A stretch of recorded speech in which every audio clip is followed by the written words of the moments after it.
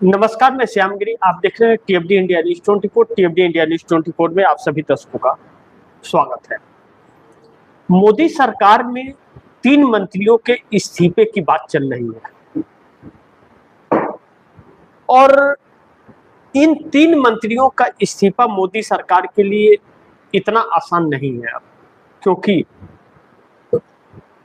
भाजपा के अंदर लड़ाई आर पार की चल रही है और अगर मोदी ने जबरदस्ती कोशिश की तो फिर सरकार भी गिर जाएगी, क्योंकि यह बगावत बाहर का नहीं, यह बगावत अंदर का। भाजपा के अंदर ही आर पार का युद्ध छिड़ गया। जो भारतीय जनता पार्टी दूसरे दलों को तोड़ा करती थी, आज खुद वह इसकी शिकार है, क्योंकि भारतीय जनता पार्टी के लिए अब संकट तब और गहरा गया जब आरएसएस का इन्वॉल्वमेंट हो गया और कहीं ना कहीं आरएसएस कंट्रोल करता हुआ बीजेपी पर नजर आ रहा है और नरेंद्र मोदी किसी भी कीमत पर अब आरएसएस पर कब्जा करने की कोशिश में है। लेकिन इतना आसान लग नहीं रहा है कि अब नरेंद्र मोदी उतना ताकतवर हो पाएंगे, क्योंकि अब नरेंद्र मोदी के अंतर्राष्ट्रीय स्तर पर पोल खुल गया, बैंड बजी हुई है, ढोल बज रहा है। बाहर जाके नगाड़ा बजा रहे थे, अब दुनिया इनका नगाड़ा बजा रहा है। लेकिन दुर्भाग्य यह है कि इस बीच हमारे देश का अपमान हो रहा है। लेकिन हम उन मुख्य मुद्दों पर आए और चर्चा करना जरूरी है कि यह 3 मंत्री कौन है। इन 3 मंत्रियों में राजनाथ सिंह, नितिन गडकरी और धर्मेंद्र प्रधान। लेकिन सवाल यह है कि इन 3 मंत्री, हालांकि धर्मेंद्र प्रधान की इस्तीफे की मांग हो रही है और धर्मेंद्र प्रधान का इस्तीफा होना भी चाहिए, और इस्तीफे की अगर बात करें तो इस सरकार के अंदर सबसे पहले मोदी का इस्तीफा होना चाहिए, क्योंकि वह प्रधानमंत्री के नाम पर एक गप्पे हो गए। हजारों सवाल और उंगलियां उनकी तरफ इशारा हो रही है। चुनाव में गड़बड़ियों से लेकर के, तानाशाहियों से लेकर के और देश बेचने के तक के आरोप उनके ऊपर लग रहे हैं। अमित शाह का इस्तीफा होना चाहिए, विदेश मंत्री एस जयशंकर का इस्तीफा होना चाहिए, पेट्रोलियम मंत्री हरदीप सिंह पुरी की सबसे पहले होनी चाहिए, क्योंकि एप्स्टीन में लिप्त पाए गए हैं और उन्होंने स्वीकार किया कि वह एप्स्टीन से मिले, लेकिन नहीं। अब राजनाथ सिंह और धर्मेंद्र प्रधान और नितिन गडकरी को लेकर के आरएसएस अड़ गया है कि इनके इस्तीफे हुए तो फिर देख लो। कहा चर्चा है इस बात की, और जंतर मंतर पर आज अभी इस वक्त जब हम लोग लाइव है तो जंतर मंतर पर मोदी का बैंड बज रहा है धर्मेंद्र प्रधान की इस्तीफे को लेकर के,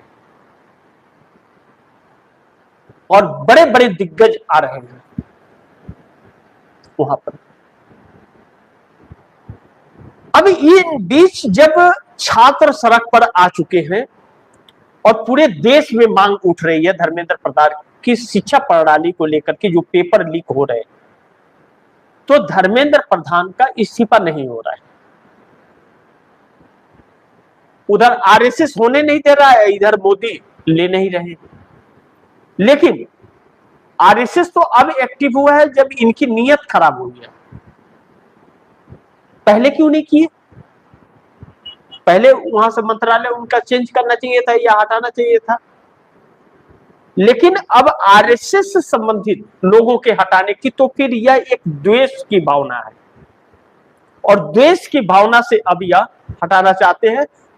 जो जनता धर्मेंद्र प्रधान की इस्तीफे की मांग कर रही है, उस मांग पर नहीं, वह धर्मेंद्र प्रधान के साथ आरएसएस के सभी मंत्रियों को निपटाना चाहते हैं। जैसे नितिन गडकरी आरएसएस के हैं, राजनाथ सिंह आरएसएस के, इसके तहत हटाना चाहते हैं कि उनके में भी आरोप है और इनके में भी आरोप है। नितिन गडकरी को एथनॉल पर घेरा जा रहा है, जबकि एथनॉल पर नहीं, सड़क हाईवे बना रहे हैं, रोड में गड्ढे हो रहे हैं, रोड धंस जा रहे हैं, उस पर उनको घेर करके उनके इस्तीफे मांगने चाहिए। लेकिन पेट्रोल पर बदनाम किया जा रहा है, क्योंकि उसकी बात आएगी तो बात खुलेगी तो अडानी तक जाएगी हाईवे पर। तो उसका जिक्र नहीं किया जा रहा, पेट्रोल का किया जा रहा है, जो मंत्रालय उनके पास है ही नहीं।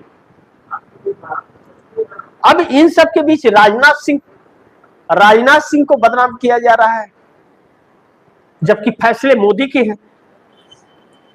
ऑपरेशन सिंदूर के तहत जो 6 जवान हमारे शहीद हुए, यह सच है कि राजनाथ सिंह को कबूलनामा देना चाहिए था, पार्लियामेंट के अंदर सत्य बोलना चाहिए था। उन्होंने झूठ बोला, जिसके लिए उनकी सांसदी जानी चाहिए कानूनन, और उसके लेकर के नोटिस लीडर ऑफ अपोजिशन ने पार्लियामेंट में दिया। 20 जुलाई को जब पार्लियामेंट सेशन शुरू होगा तो इस पर हंगामा चलेगा, एक्शन स्पीकर ओम बिरला को लेना पड़ेगा, क्योंकि उन्होंने झूठ कहा। ऐसे में ऑपरेशन सिंदूर का सीजफायर किसने किया, क्यों किया? क्या हम उन 6 जवानों की शहीदगी का बदला पाकिस्तान से ले सके? तो वह तो मोदी ने करा दिया सब, मोदी ने ही छिपवाया पार्लियामेंट में बोलने के लिए। तो फिर मोदी का इस्तीफा क्यों नहीं?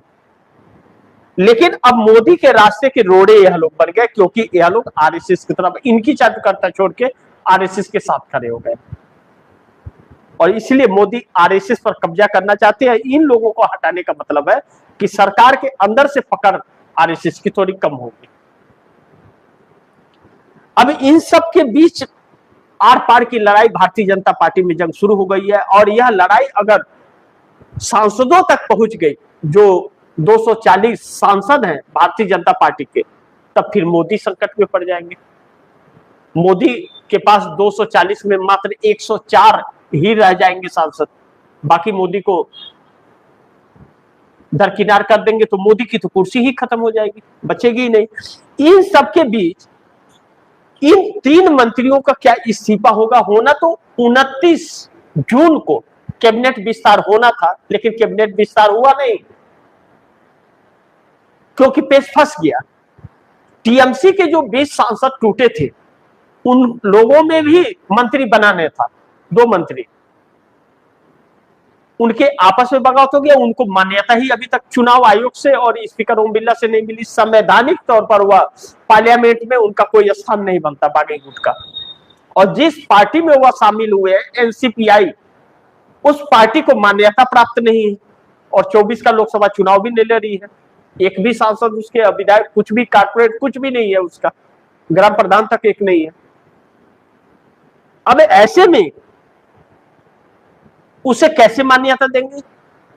संविधान यह कहता है कि बागी गुट जिस दल में भी शामिल होता है, उस दल का कम से कम एक प्रतिनिधित्व पार्लियामेंट के अंदर होना चाहिए, तभी शामिल हो सकता है बागी गुट, और उसका तो कुछ भी नहीं है।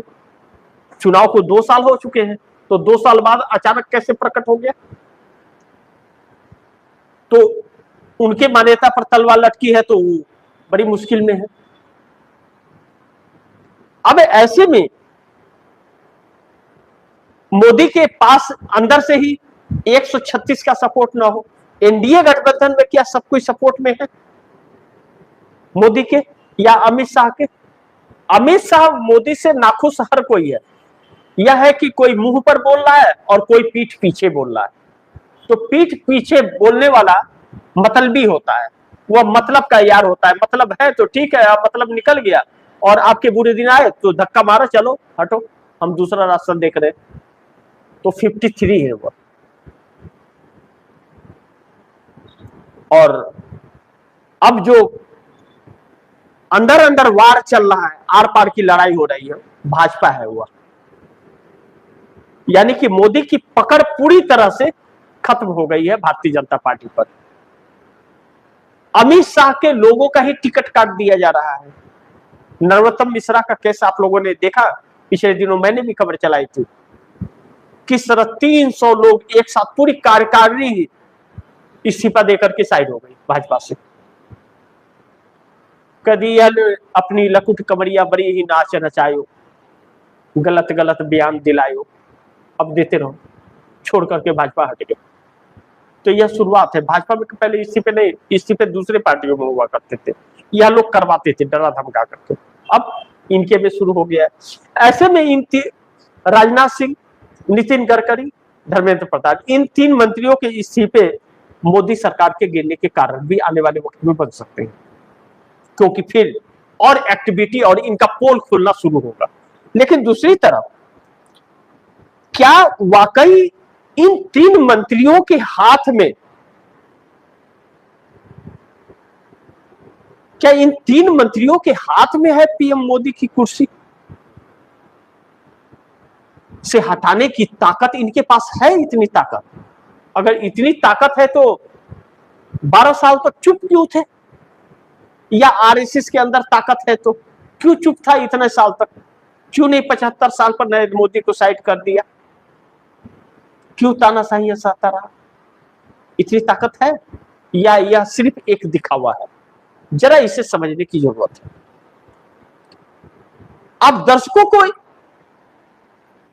ईवीएम की तो बात अलग ही है, ईवीएम में जो गड़बड़ी है या चुनाव में जो गड़बड़ी है, चुनाव तो अब हो ही नहीं रहा है, तमाशा हो रहा है।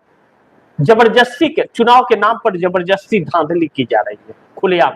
इसीलिए तो संयुक्त राष्ट्र में अब यह मुद्दा चला गया और संयुक्त राष्ट्र अब इनके ऊपर लगाम कसेगा, इनकी अकड़ी डील वही करेगा, क्योंकि देश में तो कोई सुनने वाला नहीं है। न्यायपालिका से उम्मीद नहीं कर सकते, चुनाव आयोग एकदम किसी कर्म का नहीं रहा और सरकार से आप पूछ नहीं सकते और सरकार बोलने की जरूरत नहीं समझती। आज तक इन्होंने एक प्रेस कॉन्फ्रेंस नहीं किया। इन सबके बीच बड़ी महत्वपूर्ण यह है कि अब जब इनके हर चीज पर सवाल उठ खड़ा हुआ है, उस दिन को आप याद कीजिए 17 सितंबर 2025, ध्यान दीजिएगा 17 सितंबर 2025 नरेंद्र मोदी का जन्मदिन और 75 साल पूरे। उसके बाद नरेंद्र मोदी को इस्तीफा देना था। उसके पहले मोहन भागवत ने एक बयान दिया था कि जब साल कोई ओढ़ा दे तो समझ लो कि बुढ़े हो गए हो और कुर्सी छोड़ के चली जानी चाहिए। और मोहन भागवत इस्तीफा देने की सोच ही रहे थे, उनका भी हो गया। लेकिन 17 को इन्होंने नहीं दिया तो उन्होंने भी नहीं दिया।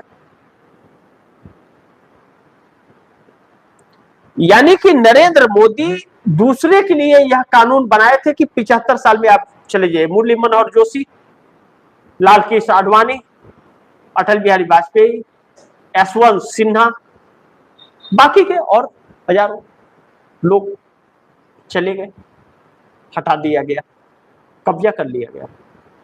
पहले उस जड़ को मोदी ने खत्म किया जो आरएसएस का जड़ सरकार के अंदर था। लेकिन नितिन गडकरी और राजनाथ सिंह को नहीं हटा पाए। आरएसएस हट गया। उसके बाद धर्मेंद्र प्रधान की एंट्री हुई। ओम बिरला भी आरएसएस के, मोदी भी आरएसएस के। ओम बिरला मोदी के साथ हो गए, आरएसएस से दगा कर गए। अब आरएसएस पावरफुल नहीं था, क्योंकि पहले साइकिल से लोग चलते थे, रास्ते में कुछ भी खा लेते थे पेड़ के नीचे बैठ करके। अब BMW से चल रहे हैं, 5 स्टार होटल में रुक रहे हैं, आराम का फरमा रहे हैं, ड्राइवर गाड़ी चला रहा है, पहले खुद साइकिल चलाते थे। तो दौलत की कमाई मोदी सरकार में हुई है, तो आरएसएस दबा हुआ था और साइकिल से चलने की आदतें छूट गई थी और रोटी सब्जी खाने की आदत छूट गई थी। अब 5 स्टार होटल का खाना खा रहे थे, तो दबे हुए थे, क्योंकि धन लक्ष्मी आ रही थी। राम मंदिर में भी चढ़ावा खूब आ रहा था, लूट ही रहे थे, तभी ना राम मंदिर के चोरी का खुलासा हुआ। तो कुछ नहीं बोले। और जब सब कुछ उजागर होने लगा और दिन उल्टे पड़ गए, तो आरएसएस कब्जा इसलिए नहीं कर पा रहा था क्योंकि मोदी मजबूत थे। कुछ उद्योगपतियों के दौलत के दम पर या कुछ भी कर देते, पूरे आरएसएस पर कब्जा कर सकते थे। तो आरएसएस जो कछुए की चाल चलता है, मोदी के कमजोर होने का इंतजार किया और मोदी कमजोर अब हुए। तो आरएसएस ने अपना शिकंजा कसना मोदी पर शुरू कर दिया है। तो अब अड़ गया है कि राजनाथ सिंह, नितिन गडकरी और धर्मेंद्र प्रधान का इस्तीफा आप लेकर दिखाओ। और इस बीच कंप्रोमाइज हो नहीं पा रहा है। आरएसएस किसी भी कीमत पर अपना शिकंजा इस सरकार से हटाना नहीं चाहता और मोदी किसी भी कीमत पर इनका इस्तीफा चाहते हैं। अगर इन 3 मंत्रियों का इस्तीफा हुआ तो सरकार गिर जाएगी। कहा जा रहा है कि फिर खुला बगावत 136 का होगा। मैंने जानता यह चर्चा का विषय है, चर्चा इन बातों पर चल रहा है और यह बात सत्य भी है कि नरेंद्र मोदी के साथ वह 104 सांसद है जो दूसरे दलों के आए हुए लोग हैं, वह नहीं है जो ओरिजिनल भाजपाई है, वह बिल्कुल पसंद नहीं कर रहे हैं और आवाजें अब निकल भी रही है और जो भी सूचनाएं आ रही है सब अंदर की सूचनाएं, पीएमओ से भ्रष्टाचार की सूचना निकल रही है, चुनाव आयोग से निकल रही है, न्यायपालिका से निकल रही है, सब कुछ लीडर ऑफ अपोजिशन के पास जा रहा है, चाहे ब्यूरोक्रेसी का हो। इसीलिए तो राहुल गांधी ने कहा कि 1 साल के अंदर मोदी सरकार गिर जाएगी, इन्हीं के लोग इनको हटाएंगे। और जब आरएसएस साथ हो, माफ कीजिएगा, नितिन गडकरी, राजनाथ सिंह और धर्मेंद्र प्रधान के साथ, तो इन 3 मंत्रियों के हाथ में है मोदी को प्रधानमंत्री की कुर्सी से हटाने की ताकत, अगर आरएसएस संग है। तो ऐसे में मोदी के लिए एक बड़ा संकट उभरता हुआ नजर आ रहा है। दूसरा बड़ी महत्वपूर्ण यह है कि विपक्ष कहां है। कांग्रेस जिस तरह से सड़कों पर अलग अलग राज्यों में दिख रही है, हम कांग्रेस की उन चीजों पर चर्चा नहीं करेंगे जो पंजाब में अभी घटा, वह सब पार्टी का अपना अंदर कला है, वह पार्टियां अपना समझे, वह पार्टी के अंदर की बात है। हम बात उनका कर रहे हैं कि जनता से जो सरोकार पार्टी का होना चाहिए, किसी राजनीतिक दल का, क्योंकि कोई भी किसी भी राजनीतिक दल को अगर वोट करता है तो वह कुछ आधार होता है, यानी कि कुछ इच्छाएं उसकी प्रबल होती है कि हाँ, इस नेता पर या इस पार्टी पर हम इसलिए भरोसा कर सकते हैं कि क्योंकि इसने अपने कार्यकाल में कुछ किया है। और अब इस देश का हर एक वर्ग नरेंद्र मोदी के 12 साल के कार्यकाल को और मनमोहन सिंह के 10 साल के कार्यकाल को तुलना कर रहा है, तो मोदी पैरों के नीचे दिख रहे हैं। अब जैसे कुरैशी का किताब आया, पूर्व मुख्य चुनाव आयुक्त थे, उन्होंने उसमें मनमोहन सिंह का जिक्र किया, चुनाव के गड़बड़ियों को लेकर के उन्होंने, मनमोहन सिंह ने बुला करके कहा कि अगर लोकतंत्र को अगर खतरे में पड़ा तो मैं अपनी जान दे दूंगा, और चुनाव आयोग इस देश के लोकतंत्र का मालिक है, आप किसी भी तरह किसी को बख्शिए मत, चाहे वह सरकार के लोग हो चाहे विपक्ष के, जो भी लोकतंत्र के साथ खिलवाड़ करे उसको आप सजा अपने अधिकार के अनुसार दीजिए। तो सलमान कुरैशी, अब ऐसे में